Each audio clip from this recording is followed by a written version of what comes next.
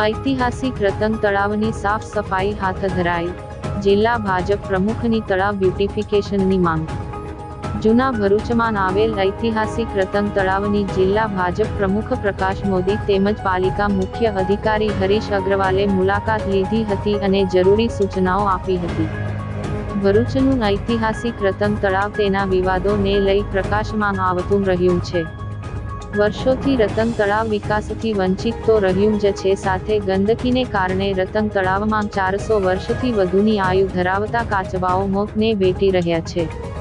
छेल्ला 5 દિવસથી કાચબાઓ સાથે ગંદકીને પગલે માછલાઓ પણ મરી રહ્યા છે।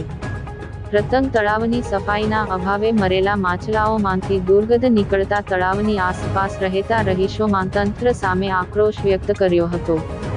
સ્થાનિકોએ ભરૂચના ધારાસભ્ય, પાલિકા પ્રમુખ, જિલ્લા ભાજપ પ્રમુખ સહિતનાઓને તળાવ સફાઈને રજૂઆતો કરતા તંત્ર સફાળું જાગૃત થતા તળાવની સફાઈ હાથ ધરી હતી।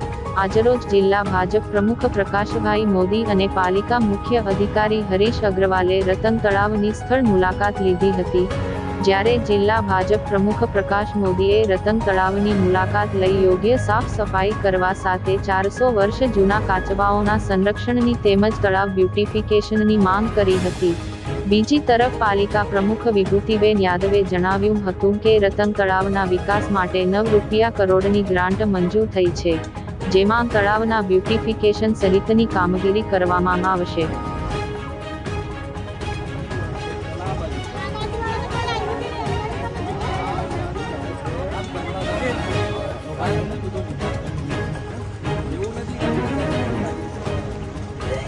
રતન તળાવ જે ભરૂચનું ઐતિહાસિક રતન તળાવ છે। ભરૂચ શહેરમાં અનેક એવી ઇમારતો અને એવા સ્થળો છે કે જે હેરિટેજમાં આવે છે। આ રતન તળાવ બી 800 વર્ષ ઉપરાંતનું પૌરાણિક છે। રતન શેઠે આને નિર્માણ કરેલું હતું અને આ રતન તળાવ અત્યારે એનું જે મૂળ કદ હતું એના કરતાં ઘણી જ ઓછી એની ચતુર્દિશા અને ત્રિજ્યામાં અત્યારે અસ્તિત્વમાં છે। અને આ રતન તળાવમાં લગભગ 300થી 400 વર્ષની આયુષ્ય ધરાવતા કાચબાઓ પણ છે।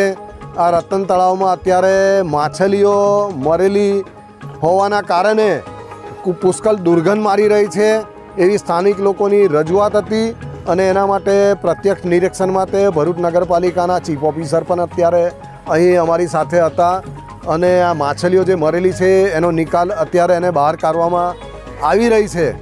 આ રતન તળાવ માટે અત્યારે 9 કરોડની ગ્રાન્ટ મંજૂર થયેલી છે। અગાઉ પણ ગ્રાન્ટ મંજૂર થઈ હતી।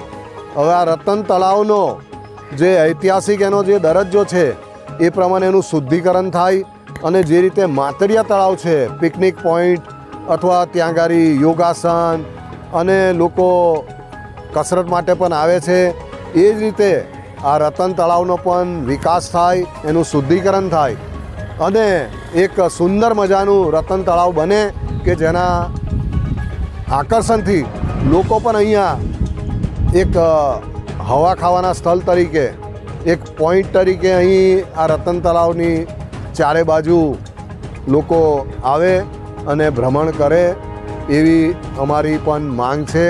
મારી લાગણી પણ આ રતન તળાવ સાથે જોડાયેલી છે, કેમ કે હું પણ આ દાંડિયા બજારનો જ રહીશ છું। ભૃગુઋષિ મંદિરની પાસે જ મારું પણ નિવાસ સ્થાન હતું, એટલે મારી અંગત લાગણી અને સંવેદનાઓ આ રતન તળાવ સાથે જોડાયેલી છે।